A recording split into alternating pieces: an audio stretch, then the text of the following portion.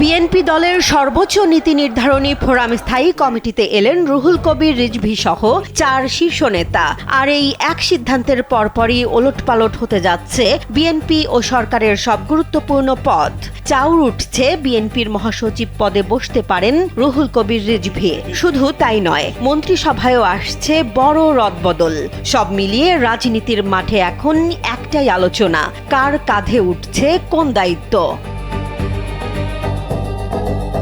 মির্জা ফখরুল ইসলাম আলমগীরকে রাষ্ট্রপতি প্রার্থীর তালিকায় রাখতেই দল ও সরকার দুই জায়গাতেই শুরু হয়েছে এই পরিবর্তনের তোড়জোড়। 8টি প্রাকৃতিক তেল, ভিটামিন ই ও সি সিরাম সমৃদ্ধ লিলি সিরাম অয়েল চুল করে মজবুত, নিশ্চিত করে হেয়ার গ্রোথ। নীতি নির্ধারণী ফোরাম জাতীয় স্থায়ী কমিটিতে স্থান পেয়েছেন রুহুল কবির রিজভী, আমানুল্লাহ আমান, মোহাম্মদ ইসমাইল জবিউল্লাহ এবং ফরহাদ হালিম জোনার। এতে স্থায়ী কমিটির সদস্য সংখ্যা বেড়ে দাঁড়িয়েছে 16 জনে। মির্জা ফখরুল রাষ্ট্রপতির দায়িত্ব নিলে খালি হওয়া পদে আগামী কাউন্সিলর পর্যন্ত রিজভীকে ভারপ্রাপ্ত মহাসচিব করার জোরালো আলোচনা চলছে।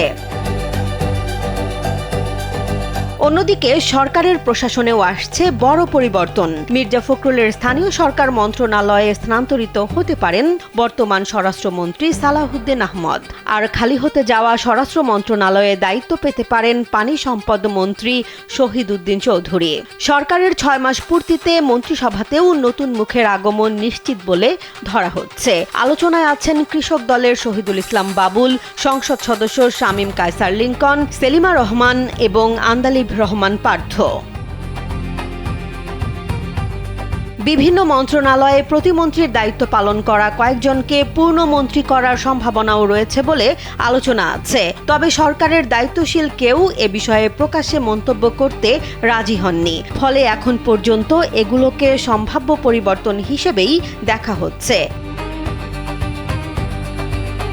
এদিকে শুধু কেন্দ্রেই নয়, পরিবর্তন ধাক্কা দিচ্ছে মির্জা ফখরুলের সংসদীয় আসন ঠাকুরগাঁও 1-এও।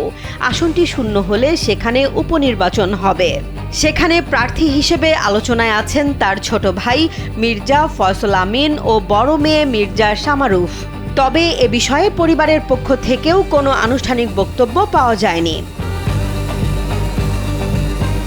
অর্থাৎ মির্জা ফখরুলের রাষ্ট্রপতি প্রার্থিতা শুধু রাষ্ট্রপতি নির্বাচনেই পরিবর্তন আনছে না, একই সঙ্গে বিএনপির মহাসচিব, স্থায়ী কমিটি, সরকারের কয়েকটি গুরুত্বপূর্ণ মন্ত্রণালয় এবং একটি সংসদীয় আসনের ভবিষ্যৎ নেতৃত্ব নিয়েও নতুন সমীকরণ তৈরি করছে।